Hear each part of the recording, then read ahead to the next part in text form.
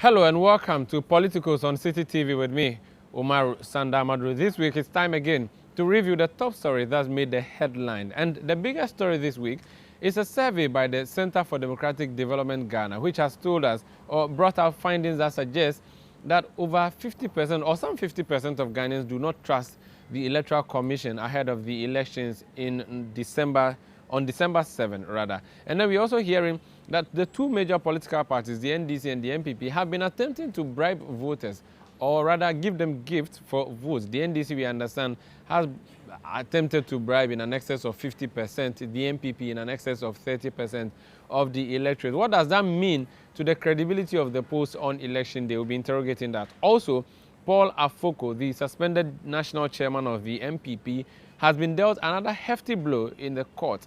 The court has upheld the decision of the political parties. At the end of the road for him as a party executive and even a party member. We'll be finding out here on Politicos.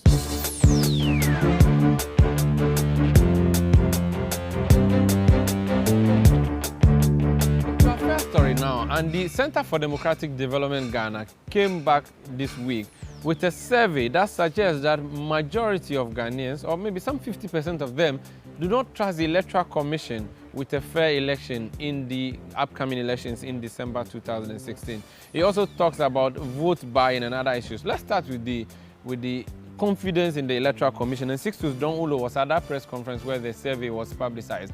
So what do they mean when they say that some 50% of Ghanaians do not have confidence in the EC? And what does the confidence even mean? Well, you know, Sanda, the CDD has worked with a particular sample space of Ghanaian electorate.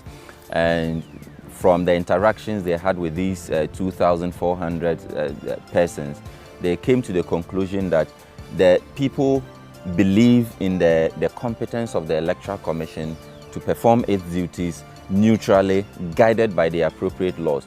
But when it comes to declaring the vote count, when it comes to saying NDC, for instance, has 5 votes, NPP has 5 votes, the PPP, for instance, has 10 votes. Ghanaians don't trust the EC to be able to do that very well. Now, this is the history. You would recall that some of the issues that came up in the 2012 election petition led by the leader of the opposition New Patriotic Party had to do with the swapping or switching of vote tallies. So where you have Party A earning 12 votes, for instance, you would have the electoral officer declaring those 12 votes for Party B instead. So some of those things are things that get into the heads of people, and people have come to the conclusion that the EC cannot confidently do this for us. Now, also, another factor that has been attributed to that is the fatigue that some of these officials, under which some of these officials work. You would realize that for most of them, they are the very persons who start the polling process right from 5 a.m., some of them 2 a.m., and they close as late as 11 p.m., 12 midnight, 1 a.m. So they get so tired that they don't even see the figures. You see it. So it becomes a problem for the officials to accurately pronounce the figures that they see, which probably would have even been written down already.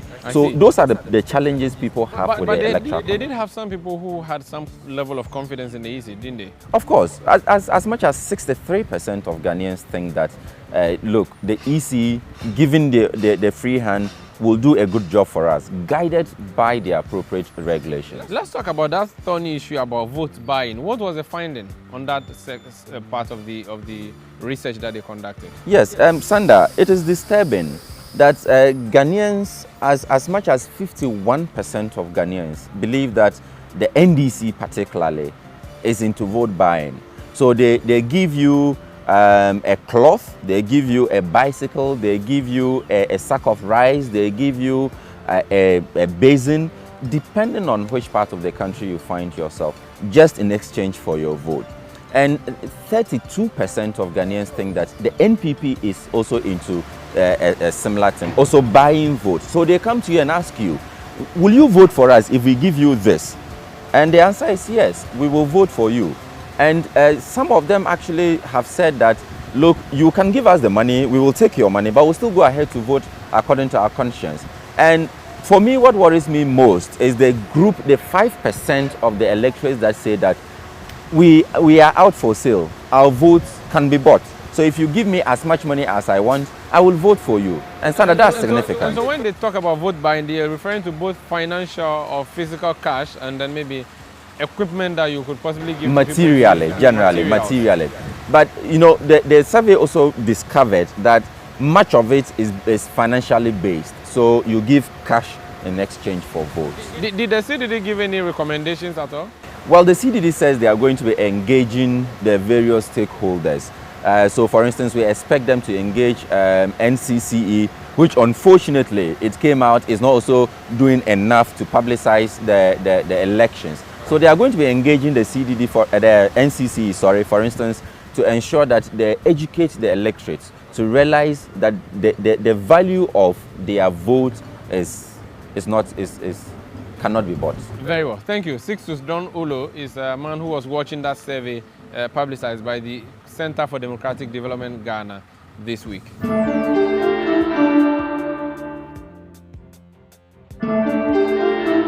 Afoko, the national chairman of the New Patriotic Party, well, he has been suspended and he has been battling his case in court, the suspension. And this week, the court has pronounced a verdict on that and is saying that he should go home, literally, and sleep because it has upheld the decision of the court. Fred, the NPP Executive Committee, Fred Jabano was in court. So Fred, is that the end of the road for Paul Afoko?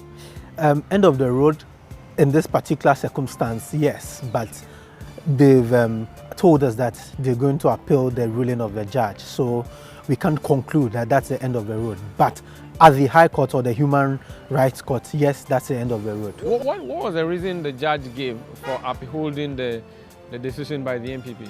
Mr. Afoko was challenging the procedure for his suspension, and according to the judge, after the long evidence taken, the cross-examinations and everything, he realized that the suspension of Mr. Afoko was just, it was fair, and it was legal, lawful.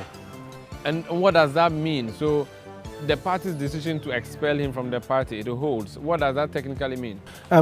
What it means is that what the party did was right. The party did the lawful thing. They went through the right procedures, and the suspension of Mr. Paul Afoko wasn't illegal as he was claiming to be. Have there been reactions from his lawyers or himself or his aides since this judgment? His lawyers, his spokesperson actually came out after the ruling or the judgment, saying that they were going to look at the judgment all over again and find a way out. Some few days later, they came out to say they were going to appeal the case. As to when they are going to file their appeal case, we are not sure yet, but they've indicated that they are going to appeal the case. What about the NPP political party? Have they been commenting on the judgment? The chairman of the Constitutional and Legal Committee of the party, Professor Michael Okwe, said that they believed what they did was right and they were not surprised by the judgment of the court. Thank you very much, Fred Jabano, bringing us updates from the court where Paul Afoko's suspension as the national chairman of the New Patriotic Party was upheld by a court this week.